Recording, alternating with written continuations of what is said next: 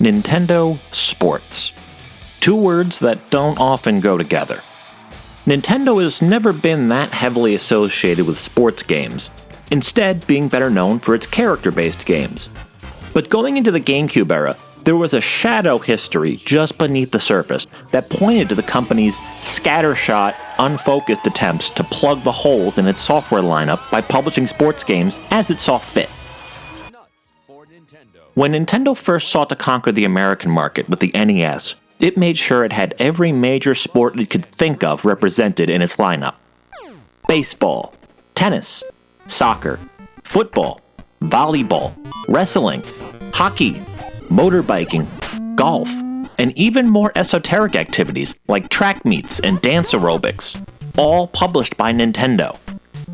Going into the Super Nintendo era, this effort was pared back a bit, as it only published a few core sports with just Super Tennis, Super Soccer, Super Action Football, NCAA Basketball, and NHL Stanley Cup Hockey making it onto their 16-bit console.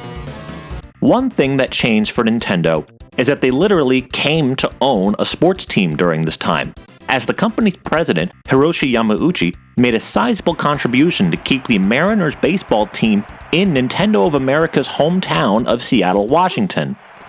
Thanks to this lucky bit of synergy, Nintendo could now use that fact for some of its own games, as it put out 2 baseball games with one of the team's star players taking the lead namesake on the box, Ken Griffey Jr. Major League Baseball and Ken Griffey Jr. Winning Run.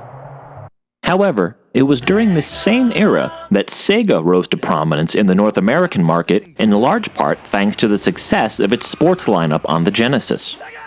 With both those games delivered by Electronic Arts, but also its own in-house series of sports games it branded as Sega Sports. This same ethos translated over to the rise of the PlayStation, where Sony also made sure to supplement the offerings from Electronic Arts with its own in-house sports series, such as Game Day, MLB, NHL Face-Off, and NBA Shootout. The conventional wisdom had pretty well solidified that a console was incomplete if it didn't have a full lineup of sports titles for the wildly sports-centric North American audiences. Any console without these things might be able to scratch out a niche position in the market, but it could never contend to be the mass market leader in the console space. So after a rough first year for the Nintendo 64, Nintendo sought to regroup and make its big push in 1998 to try and topple the PlayStation and regain its position as market leader. To do this, it had its killer app, The Legend of Zelda: Ocarina of Time, as well as several other big-name games, such as Star Wars Rogue Squadron, Turok 2, Body Harvest, F-Zero X, and Banjo-Kazooie.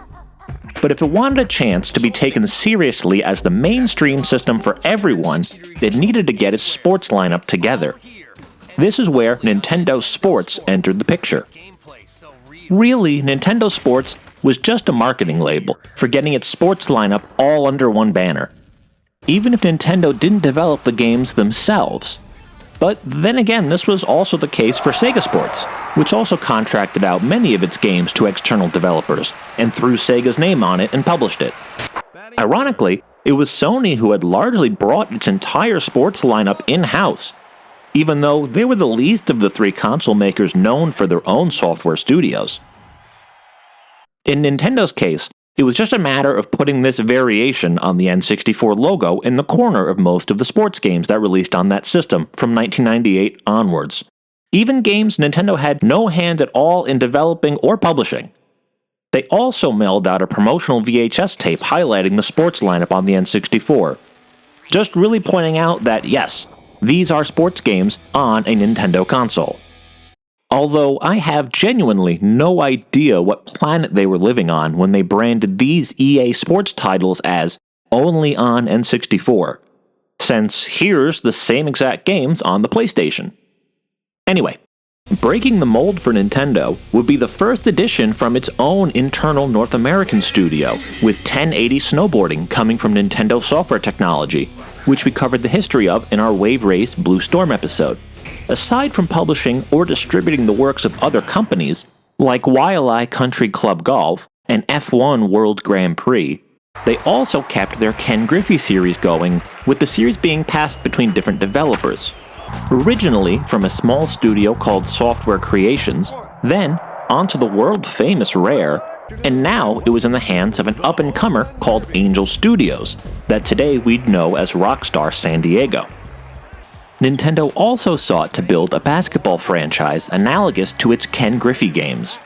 For this, it secured the rights to feature Kobe Bryant, and assigned the job to a new studio called Left Field Productions that had turned a lot of heads and impressed many critics with its debut game for the Panasonic 3DO, Slam & Jam 95, which would also come to the Saturn and PlayStation and earn even more accolades.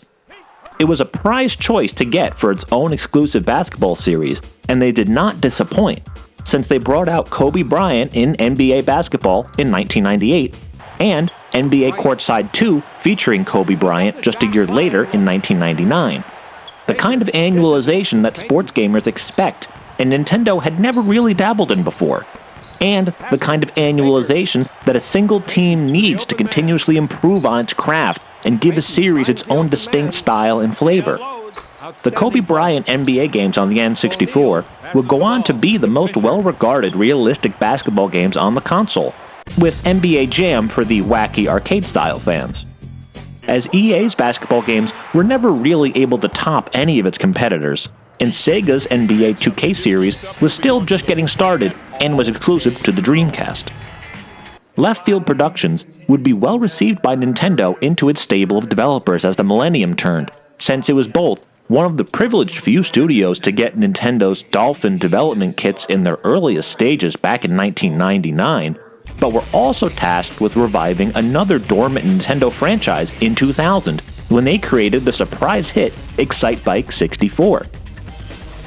Being an American studio, they were also considerably easier for games journalists to pierce the veil of secrecy, and alongside EA's Canada branch, Retro Studios, and Factor 5 were one of the first studios that would have their first GameCube games reported on, as IGN broke the news in January 2001 that they were indeed at work on a new NBA title for the GameCube. Although that might not have exactly been rocket science, it was still a good sign that Nintendo seemed to be interested in continuing Nintendo sports onto the GameCube. As IGN's report suggested, this game would be unveiled at E3 2001 as NBA Courtside 2002. Although the Kobe Bryant name was conspicuously missing, it was clearly the third iteration on this NBA franchise from Left Field Productions.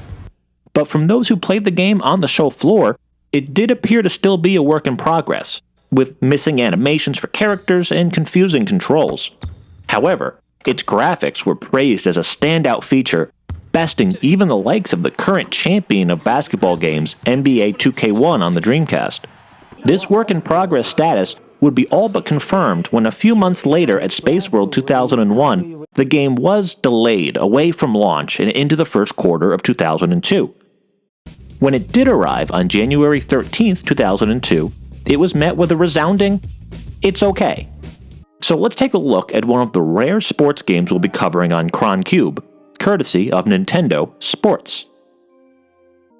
The first thing to note during the boot up for the game is that this is the first Nintendo-published game on the GameCube to not support progressive scan, so no 480p images for this one. The other thing that stands out right at the beginning is no intro movie. No clips of NBA games or rendered movies, just a nicely animated title screen.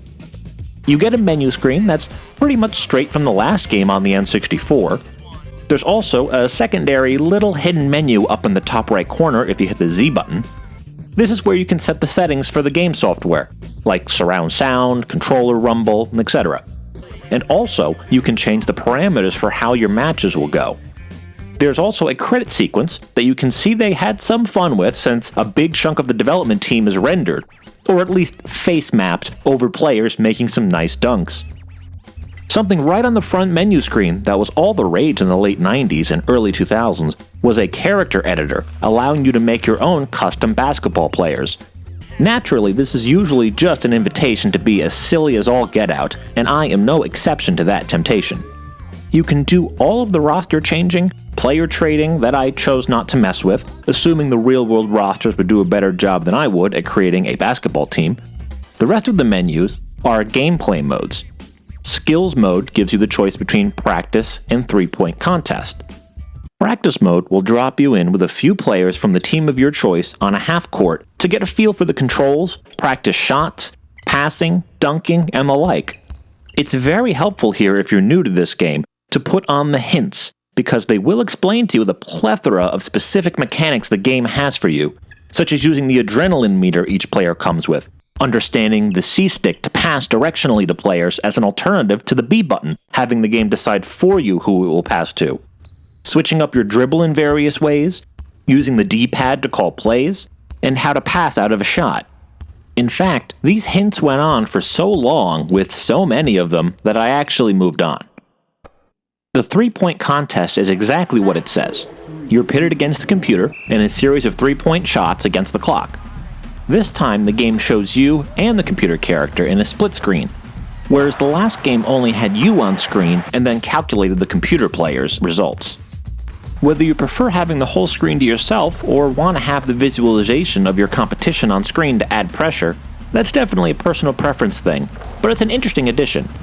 Although if you lose in a round, the rest of the tournament is just calculated by the program, and you don't have to sit through the rest of the players playing their 3-point shots. Now, the last game introduced an arcade mode which mixed the realistic basketball sim with the looser, zanier style of NBA Jam in a 3-on-3 match. This time, the gameplay is still boosted and fantastic, and still 3-on-3, but rather than taking place in the same setting as the regular game, this part of the game takes place on a street court, which was another trend at the time that was rapidly growing in popularity, as NBA 2K2 offered something similar, and NBA Street was just a few weeks away from releasing on the GameCube as well. This is perhaps a good explanation for the fading away of dedicated arcade-style sports games. If they can just be folded into the simulation games as an additional mode, then why not get the game that offers both realistic and pick-up-and-play arcade fun? Whether you decide to set up a full-on season or just a quick-play game, the modes to follow are the same gameplay-wise. You get a solid basketball sim. One thing that stands out from the get-go is the graphics. They're quite impressive. One of the things this series worked to make itself famous for was quality facial maps, which they had pulled off even on the N64 better than perhaps any other games of that generation. With the additional power of the GameCube, the player models and mapping look exceptional. The initial wow from the next generation jump still belongs to the NBA 2K games for getting there first, but Left Field Productions stepped right up to the plate to match the latest and greatest NBA 2K2 graphically right out of the gate. A very commendable achievement, since the 2K series was on its 3rd iteration in this generation. Although, to give 2K its due, it was also on its 2nd iteration of basketball games that offered online multiplayer on the Dreamcast. But outside of the Dreamcast, none of the other systems had online sports games yet, so the GameCube is still just on the same playing field as the PS2 and the Xbox. For now. The controls are relatively smooth. At first I expected A to pass and B to shoot, since I expected to do more passing than shooting. But it's the other way around, so after making a few ridiculous free throws from the other end of the court instead of passing, I started to get used to that. But the rest of the controls are well thought out. The game makes some use of the analog triggers, letting you partially and fully engage that adrenaline mode. You can guard on the other trigger. The directional passing on the C-stick is nice. The flow of movement with the directional sticks is excellent. It's smooth as can be, and you feel the ability to bob and weave around the floor. I'm certainly, at best, a very casual player of sports games, so I'm not really one to engage in calling plays and pulling off some of the more sophisticated moves outside of the practice mode. But the most important thing to note here is that a solid sports sim can sometimes be ruined by its AI and difficulty balance, where you can be absolutely shut down by the computer opponent. Fortunately, that's not the case here. Matches are brisk, dynamic, and competitive, and you have the chance throughout to either win or lose depending on how well you play. There was no hint of feeling that the computer was hammering away. There were even a few plays where I managed to get a few points up. It's very nicely well balanced from a difficulty and challenge perspective, which can be hard for a realistic simulation game to get right. So kudos to Courtside for getting that critical part down so you can actually play and enjoy the game. The thing about NBA Courtside 2002 is that it's a bit of an anomaly. It was the first serious, realistic Nintendo sports game on the GameCube, and also the last. In the years leading up to this game's release, a few major things changed for Nintendo that seemed to point the way to a very different approach to sports. First off, while the Kobe Bryant series started strong, selling over 1 million units on the Nintendo 64 with its first iteration, the second game fell to a fraction of that at around 250,000, and Courtside 2002 followed the same pattern. Second, while the only company consistently putting out a full lineup of realistic simulation sports on Nintendo's system was EA, with its half-hearted efforts to cover all of its non-Dreamcast bases. After the demise of its home console business, though, Sega was now coming to play on all three systems, and it seemed they had a particular fondness for Nintendo, as they were announcing some exclusive sports games for the GameCube. So Sega Sports would now be there to plug the gaps in the lineup and keep EA on its toes. Third was that in 1999 and 2000, Nintendo had found a new way to approach sports games altogether. In partnership with Camelot Software, they released Mario Golf and Mario Tennis, two games that combined Nintendo's proclivity for family-friendly, character-based games with the fully fledged mechanics of real sports games.